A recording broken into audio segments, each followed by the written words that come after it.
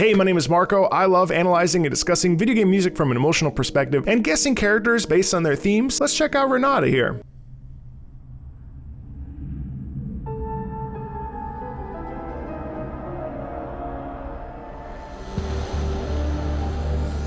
Love it. So Renata is a character. Renata's a complex character in that the chem Baroness, there's a twistedness in her. There's an aspect of Renata that is not human. I'm thinking a lot of this piano descending down and then all this noise that's being created, right?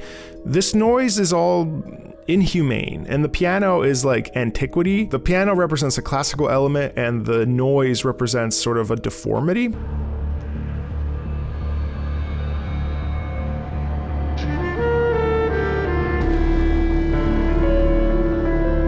Yeah, so they took a clarinet and they added distortion to it. There was whoever Renata was before, and now there's Renata now.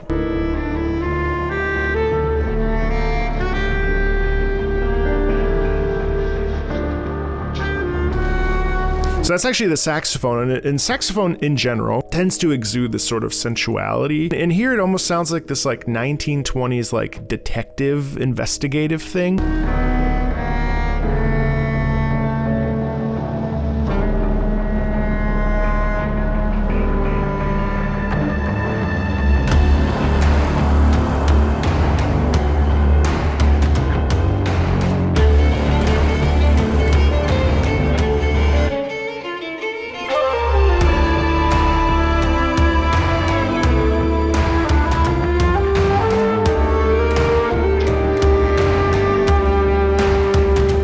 There's a rage in this character, and you hear that in this heavy use of the drums, but also the lower notes of the piano. It almost sounds like they're striking the hammers with a real intensity, that it causes a sense quality of pain, perhaps.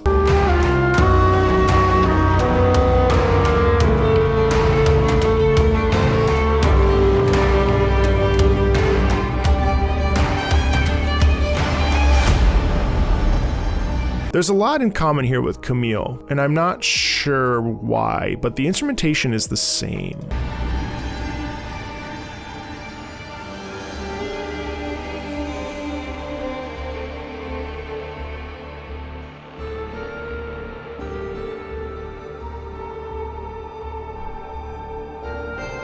Yeah, there's a lot of mystery, a lot of intrigue, there's a lot of depth and a lot of loss in this character, but also I think I really do feel like this character was something and then she became something else.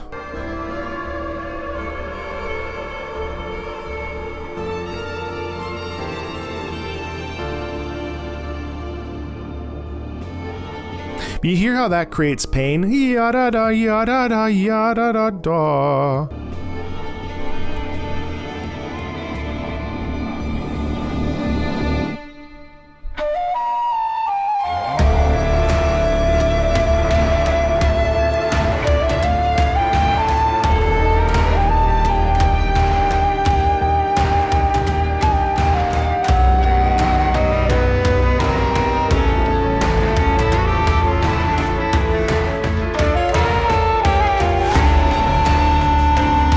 Isn't it interesting, the flute and the saxophone? First, the flute starts this is very weirdly jazz, it's like dark jazz. That's not even a genre. There's an inherent dark jazz element here where the saxophone and the flute were actually at odds and then they merge together.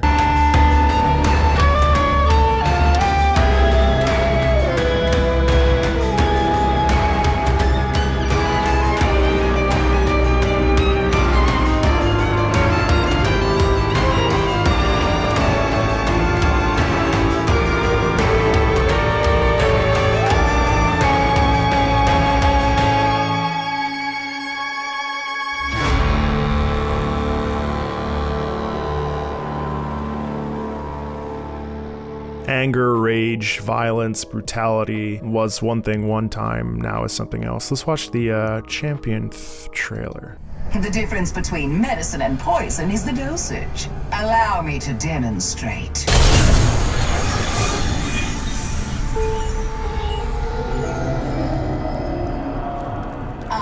My favorite part of the job. Product testing.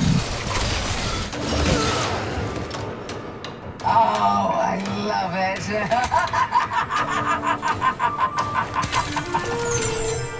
Move now! Super confident, but also a little bit not right in the head. Die for me! Oh, she possesses people with poison. I don't need to get my hands dirty. Oh, but I do enjoy it. Enjoys getting involved and being, you know, experimenting. Kill them and suffer! Work for me or work against me. Doesn't matter. Everyone comes to my side eventually. I bankrolled your pistol's makers, Samira. Those guns are mine by right. Ah, bankrolled, so she's wealthy. Is she bored? Step aside, worm. Don't think, just do. She feels like a mobster. Over here. There's me getting spoiled by Urgot again. Remember who helped you in your hour of need. Never cross Renata Glasc. We don't have to be enemies. Let me change your mind.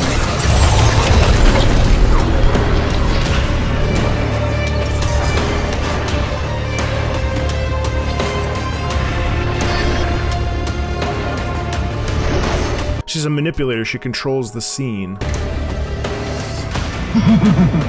Progress. Competition is for the weak. I dominate.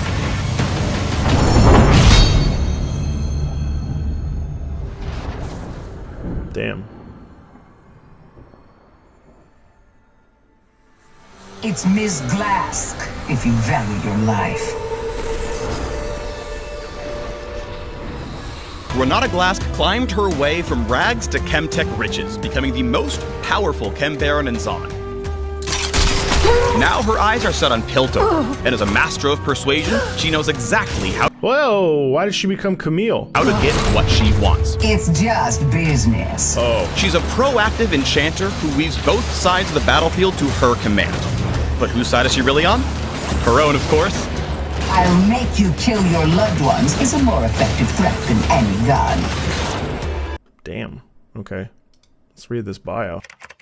Life had not always been good to Renata Glasc. Her parents were brilliant alchemists focused on innovation for the healing arts. Dedicated to their work and their community in Zon, they gave their care and their cures to anyone in need, regardless of whether their patients could afford them. Renata grew up accustomed to going to bed hungry, resentful of her parents' ideology, yet powerless to change her circumstances.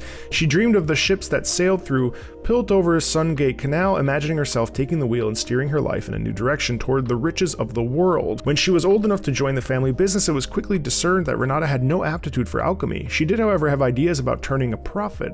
In her first sales pitch, Renata convinced her parents that they wouldn't need to ask anything more than the people they could give if they started treating wealthier Zonites. With loyal patients extolling the Glasc's talents to their betters, the charity work was soon paid for by the rates Renata set for the rich. Instead of living comfortably, however, the Glascs spent the money developing a highly refined chemtech formula to extend the lives of their sickest patients. No matter what they did, the formula always had unwanted side effects, such as making their patients extremely suggestible or extremely violent, so they continued to try and improve their work. Only Renata, bitter at what her parents chose to do with the money she had earned them, wondered if the formula could be useful as it is. Up in Piltover, the elite clan leaders who had been making money off the Zonite medical stopgaps heard whispers of the Glasc family's research. Not willing to let anything threaten their bottom line, they paid off a handful of enforcers to take care of it.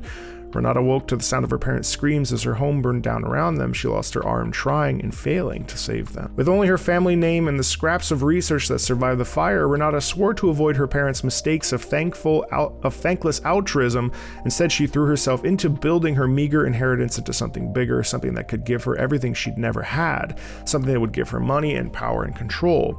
an empire. As the years passed, she became the brains behind several successful small-time operations while building relationships with unsavory but influential individuals throughout the city. She'd give people jobs, lend them money, and give them medicine for their sick children, but never for free. If they couldn't pay in coins, she demanded their loyalty. Renata quickly realized that genius was the rarest and most lucrative commodity in Zon and devised a plan to invest in destitute youths with a talent for innovation. She offered space to work and stability for their families in exchange for their work in perpetuity. Never do that, by the way. The poorest among them couldn't afford to say no. Renata found herself with plentiful access to new and unique product designs and novel uses for the Chemtech formula that was her parents' legacy. Profits soared. She then established Glasc Industries after purchasing the first of what would eventually be dozens of factories to manufacture her high-end Chemtech products. Glasc Industries quickly expanded across Zon, from Chemtech mining operations to dance halls to refineries, angering some barons who'd held monopolies over the ventures. One by one, Renata persuaded them all to go into business with her, and just like that, Renata quietly managed to become a chem baron in her own right, and no one could push back for fear of upsetting their own cash flow. While Glasc Industries flourished, Renata herself remained in the shadows, waiting for the right time to make her next move. The time came after a chemical accident sent poisonous fumes sweeping through the streets of Zon, leaving the city in its worst state in decades. Amidst the noxious gray clouds, Glasc Industries offered brain breathers and replacement filters to everyone in the city for free. Now everyone in Zon knew of Renata Glasc and her benevolence. She had earned Zon's loyalty. Word of her generosity swept through Piltover as well. For the first time, shopkeepers looked seriously at Renata's elegant and ultra-refined Chemtech designs and soon lined their shelves with her products. Now every fashionable Piltover owns at least one Glasc Industries product, and the wealthiest among them vie to sit beside Renata at novelty galas in the Opera House. But Renata's plan was never to be a chem baron in Zon or the corporate darling of Piltover. No, she aims to take Piltover's source of financial power for herself, the Sun Gate she had dreamed of so often in her youth. For she who controls the Sun Gate controls the flow of trade, and she who controls the trade controls the world.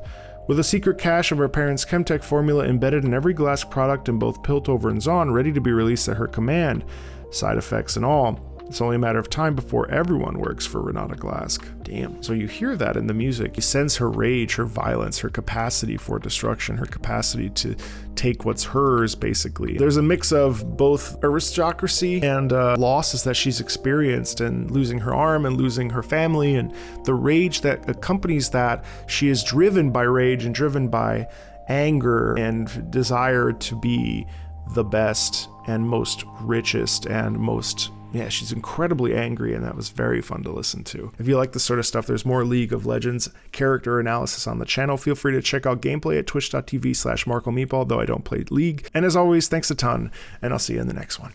Bye.